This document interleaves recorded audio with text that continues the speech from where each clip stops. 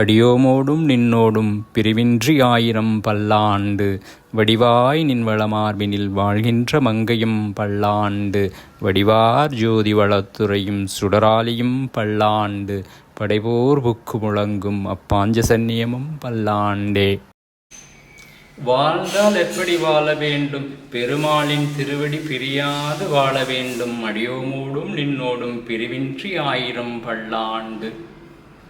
திருவடி துணை கிடைத்து விட்டது, மகாலட்சுமி கடாட்சம் வேண்டாமா?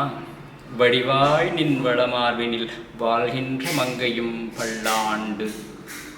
மகாலட்சுமி எங்கு வாசம் செய்வாள்? திருமாலின் திருமார்பில். ஏன்? அங்குதான் நீதி இருக்கிறது. எங்கு நீதி இருக்கிறதோ அங்குதான் அவள் வாசம் செய்வாள். செல்வமும் கிடைத்து விட்டது, பாதுகாப்பு வேண்டாமா? சிறிய நுண்ணுயிரிலிருந்து சக மனிதரிலிருந்து அசுரர் முதல் தேவர் வரை அனைவரிடமிருந்தும் பாதுகாப்பை தர வல்லது எது?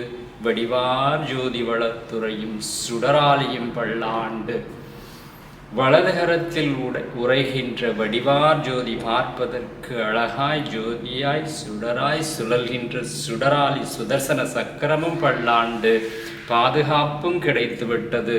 ஒரு மனிதனுடைய மிகப்பெரிய எதிரி அவன் பெற்றிருக்கின்ற அஞ்ஞானம், அவன் பெற்றிருக்கின்ற செல்வங்களையெல்லாம் அழித்துவிடும். அதை அழிக்க வல்லது எது?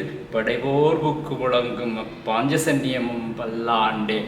போர்படை தொடுத்து அஞ்ஞானத்தை அழிக்க வல்ல பாஞ்சசன்னியம் சங்கநாதம், சார்ங்கநாதம், ரெங்கநாதம், அதுவும் பல்லாண்டே. பெரியாழ்வார் அருளிய இந்த பாசுரம் பெருமாளுடைய திருவுருவத்தை நம் நெஞ்சத்தில் பதித்து அனைத்து செல்வங்களையும் ஐஸ்வர்யங்களையும் நமக்கு பெற்றுத்தரும். நாராயணனே நமக்கு வரை தருவான்.